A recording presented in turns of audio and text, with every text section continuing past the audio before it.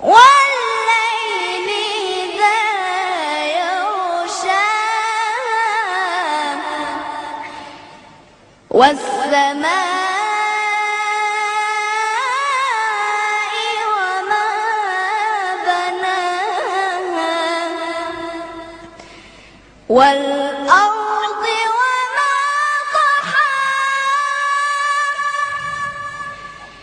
ونفس وما سواها فألهمها فجورها وتقواها قد أفلح من زكاها وقد خاب من دساها كذبت ثمود بطغواها சிரித்தார்கள் சகோதரிகளே. அவர்கள் நினைத்திருந்தால் 2 வேடம் போட்டிருக்கலாம், செல்வ சீமாட்டியாக வாழ்ந்திருக்கலாம். நமக்கு இது எதுவுமே தேவையில்லை, இறைவனுடைய இந்த ஓரிரை கொள்கையே போதும் என்று மனம் நிறைந்து தடுமாற்றம் இல்லாமல் ஓர் இறை கொள்கை போதுமே என்று அவர்கள் மனப்பூர்வமாக ஏற்றுக் கொடுத்தார்களே. அந்த ஆயிஷா ரலியல்லாஹு அன்ஹா அவர்கள் எங்கே, நாம் எங்கே சகோதரிகளே? பிறகு பார்த்தால் மரியம் அலைஹிஸ்ஸலாம் அவர்கள் ஈஷா அலைஹிஸ்ஸலாம் அவர்களை ஈன்றெடுக்கும் போது கூட அவர்கள் மீது என்ன செஞ்சது? பல அவதூறுகள் கிளம்பியது. அந்த நேரத்தில் மரியம் அலைஹிஸ்ஸலாம் அவர்கள் எந்த விதமான தடுமாற்றமும் இல்லாமல் அந்த இறைவனே ஒருவன் என்று ஈமான் கொண்டு நான் பரிசுத்தமானவள் என்று கூறினார்களே, அந்த மரியம் அலைஹிஸ்ஸலாம் அவர்கள் எங்கே சகோதரிகளே? இந்த உலகத்திற்கே, இந்த ஒட்டுமொத்த சமுதாயத்திற்கே ஒரு எடுத்துக்காட்டாக ஃபிரௌனுடைய மனைவி அன்னை ஆயிஷா ரலியல்லாஹு அன்ஹா அவர்கள் ஆவார்கள். ஈசா அலைஹிஸ்ஸலாம் அவர்களுடைய தாயார் மரியம் அலைஹிஸ்ஸலாம் ஆவார்கள். அதன் பிறகு நாம் பார்க்க போனால் ஈமானுக்கு பலமாக இருந்தார்களே அந்த ஆசியா ரலியல்லாஹு அன்ஹா அவர்கள், இபாதத்திற்கு பலமாக இருந்தார்களே மரியம் அலைஹிஸ்ஸலாம் அவர்கள். எந்த விதமான தடுமாற்றமும் இல்லாமல் நாம் ஓரிரை கொள்கை ஏகத்துவத்தை பரப்பக்கூடியவர்களாகவும் இஸ்லாம் என்ன என்று மற்ற மக்களுக்கு தெரியப்படுத்தக்கூடியவர்களாகவும் நாம் இருக்க வேண்டும் சகோதரிகளே. ஏதோ இந்த துனியாவில் பிறந்தோம் வளர்ந்தோம், நம்மளுடைய ஆயுட்காலம் இன்றைக்கு 40 வயதை அடைந்தோம், 50 வயதை அடைந்தோம் என்று எண்ணிவிடக் கூடாது. இன்னும் நாம் மரணத்தை சுவைப்பதற்கு குறுகிய காலத்தான் இருக்கிறது என்று நாம் ஒவ்வொருடைய உள்ளத்திலும் நாம் உருக வேண்டும் சகோதரிகளே. அன்று ரோஜாக்கள் சிந்திய கண்ணீர் தான் பன்னீராக மாறியது.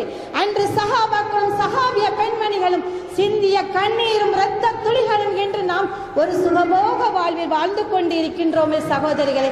அன்று அவர்கள் விதைத்தார்கள், இன்று நாம் அறுவடை செய்து கொண்டு ஒரு சுகபோக வாழ்வில் வாழ்ந்து கொண்டு இருக்கின்றோமே. நம்மை படைத்த இறைவனுக்கு நாம் ஒரு நன்றி உள்ள நல்லடியாராக இருக்க வேண்டும். இறைவனுக்கு நாம் செய்யக்கூடிய கடமைகளை செய்ய வேண்டும். நம் கூட்டத்தாருக்கும் நம்மளுடைய குடும்பத்தாருக்கும் செய்யக்கூடிய கடமைகளை செய்ய வேண்டும். நாம் மற்றும் சொர்க்கம் செல்லக்கூடாது சகோதரிகளை. நம்முடன் இருக்கின்ற அனைத்து சகோதர சகோதரிகளையும் நாம் ஒரு சொர்க்கத்துக்கு அழைக்கக்கூடிய ஒரு அழைப்பாராக இருக்க வேண்டும் சகோதரிகளே. உங்களை நபி ஸல்லல்லாஹு அலைஹி வஸல்லம் அவர்கள் கூறினார்கள், உங்களையும் உங்கள் குடும்பத்தாரையும் நரக நெருப்பில் இருந்து பாதுகாத்துக் கொள்ளும்படி ஏவினார்களே. நாம் மட்டும் சொர்க்கத்தில் இருக்கக்கூடாது, நம்மளுடைய கூட்டம் குடும்பம், நம்மளை பெற்றெடுத்த தாய் தந்தை, நம் உடன் பிறந்த சகோதரன் சகோதரிகள், நாம் ஈன்றெடுத்த பிள்ளைகள், நம்மை மனமுடித்த கணவன்கள் அனைவரும் சொர்க்கம் என்னும் சுவன பூங்காவில் ஒன்று சேர வேண்டும் சகோதரிகளே. இந்த கூட்டத்தில் நாம் எப்படி ஒன்று சேர்ந்து இருக்கின்றோமோ அதை போல் மறுமையில் இன்ஷா அல்லாஹ் நாம் அனைவரும் சொர்க்கம் என்னும் சுவன பூங்காவில் ஒன்று சேருவோமாக என்று என்னுடைய பிரார்த்தனை செய்தவளாக என்னுடைய உரையை முடித்துக் கொள்கின்றேன். வாஹிர் தவானா அல்ஹம்துலில்லாஹி ரப்பில் ஆலமீன்.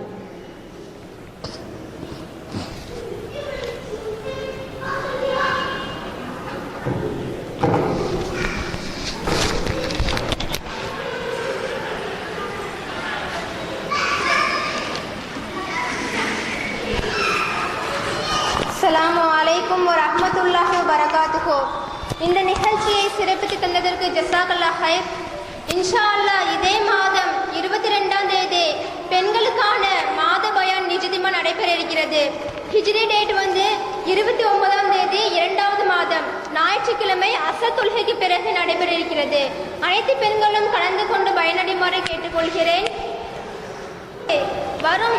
சென்ற இந்த மாதம் 22ஆம் தேதி விஷுவல் புரோகிராம் நடைபெற இருக்கிறது.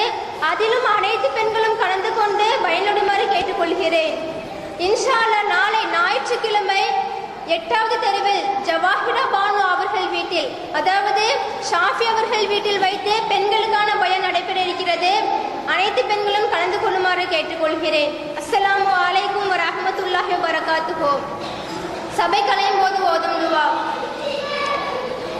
சுப்ஹானக அல்லாஹும்ம வபிஹம்திக அஷ்ஹது அன் லா இலாஹா இல்லா அன்த அஸ்தக்ஃபிருக வ அத்தூபு இலைக.